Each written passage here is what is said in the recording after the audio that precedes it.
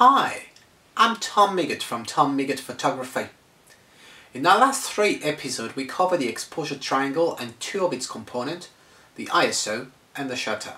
Today we're unveiling the 3rd and final component, the aperture. If you haven't watched the video on the exposure triangle, the ISO or the shutter, I invite you to do so.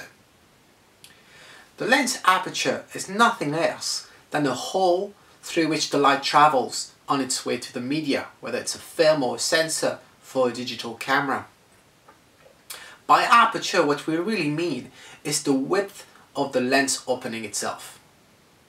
And while some lenses have a fixed aperture, most lenses on the market would enable you to change that aperture. The aperture value is measured in f number, and there is much more detail on my blog on how that f number is generated. The confusing part for young photographers is that the smaller the f number, the wider the aperture, and subsequently the bigger the f number, the narrower the aperture. Let's have a closer look at the aperture scale. What we consider being a wide aperture would be something like f1.4 or f2.8. The interval between f1.4 and 2.8 is called a full stop, and this is quite similar to the ISO and the shutter.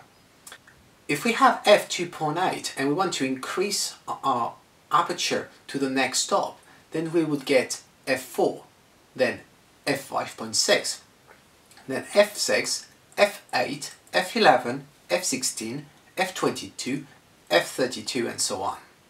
The idea is every time you increase by 1 full stop your f number, you're narrowing down the aperture.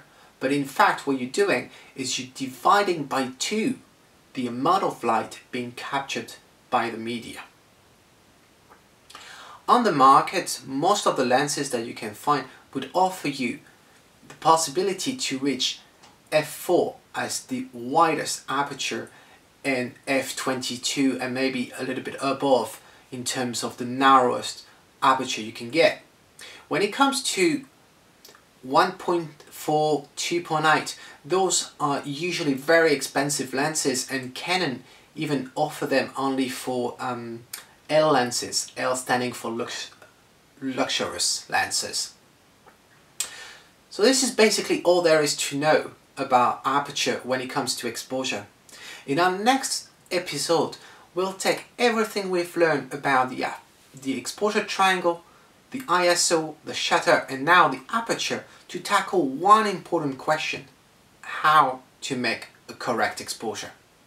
And until next time, this is Tom Miggott saying, if you like it, capture it.